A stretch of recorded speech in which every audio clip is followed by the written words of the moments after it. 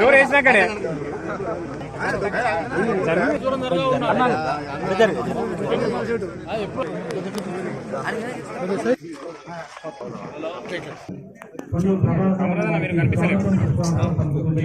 అక్కినపేట మండలం కొంచెం ముందుకు కనిపిస్తారు సేవకులు కార్యకర్తలు స్వాగతం సుస్వాగతం అక్కినపేట మండలానికి అన్న ప్రభాకరన్నకు స్వాగతం సుస్వాగతం పంపిణీ తెలంగాణ కొంచెం మెడల్ పన్నా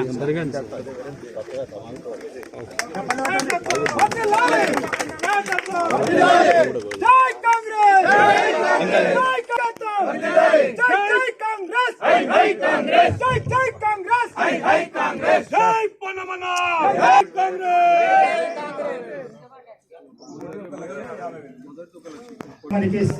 శంకుస్థాపన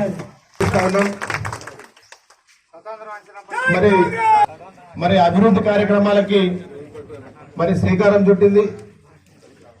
మరి ఇదే అభివృద్ధి కార్యక్రమాలు కూడా అక్కరపేట ప్రాంతం అభివృద్ధి కోసం పెద్దలు మంత్రి గారు కృషి చేస్తారని చెప్పి నేను పూర్తి స్థాయిలో ఆశిస్తూ మరి రానున్న రోజులన్నీ మొదట ఉన్నాయి కాబట్టి ప్రభుత్వం కొత్తగా ఏర్పడినందువల్ల మరొకసారి అక్కరపేట మండల కేంద్రం కూడా ఏర్పడింది.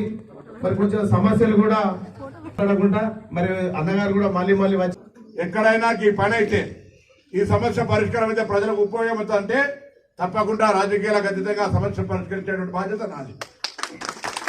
నాకు చెప్పకుండానే వాటిగానే దాన్ని ఏదో ఎవరైనా దృష్టికి రాకపోతే ఏం చేసేది ఉన్నది.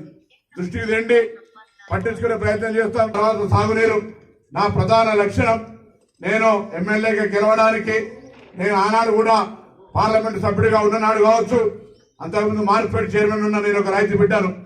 కాబట్టి ఈ రోజు గౌరవెల్లికి సంబంధించి సరే వాళ్ళు ఎన్ని మాట్లాడినా ట్రయల్ రన్ అయి ఉండొచ్చు. దానికంటే ముందు 70% టన్నులు మేము పూర్తి చేసి ఉండొచ్చు. అభివృద్ధి అనే నిరంతర ప్రక్రియ. నీళ్లు మాత్రం రైతులకు అందలే, ఇది వాస్తవం. కారణం కాలువలు లేవు.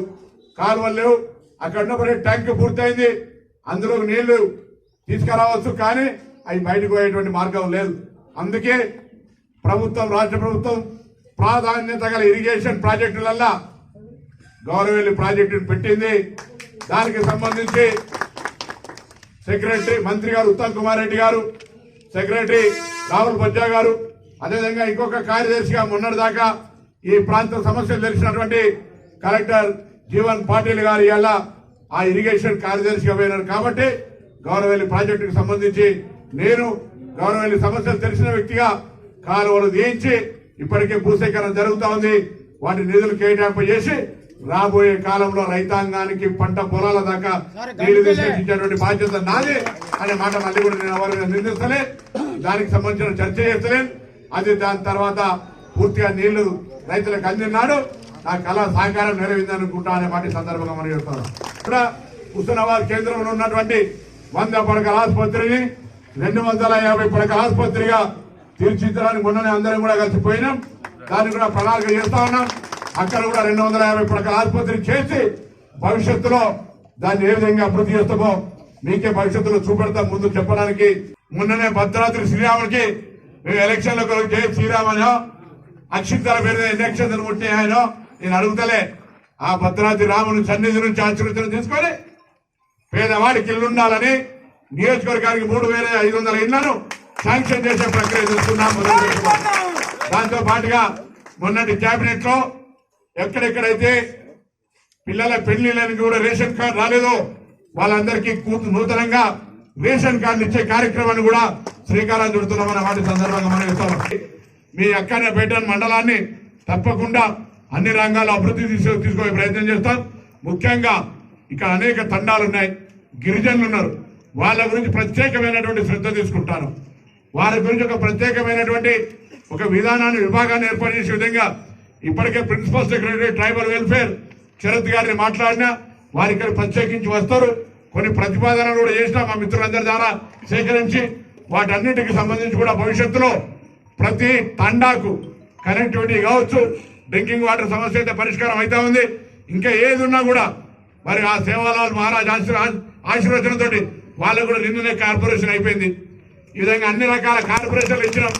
ఆ మంత్రిని కూడా నేనే మొట్టమొదటిసారి అడగకపోయినా ఉద్యమాలు చేశారు. సంజయ్ రెడ్డి కార్పొరేషన్ కావాలని 5 ఏళ్ళు కొట్లాడితే కూడా దిగనేలే. కానీ మీరు అడగకపోయినా మీరు ఇలా కార్పొరేషన్ ఇచ్చినాం. వయసుల పరిస్థితి అదే. అన్ని రకాల కార్పొరేషన్లు ఇచ్చేయాలా, వాటికి నిధులు ఇచ్చేటువంటి శాఖ మంత్రిగా భవిష్యత్తులో ఉపాధి చేసుకునేటువంటి వృత్తి రంగాల లోపల వాళ్ళందరినీ కూడా చైతన్యంగా ఆర్థికంగా ఎదగడానికి సహకరించే విధంగా ఈ సంస్థలు పనిచేసేటువంటి విధంగా రూపకల్పన చేస్తామనే మాట మనం చేస్తూ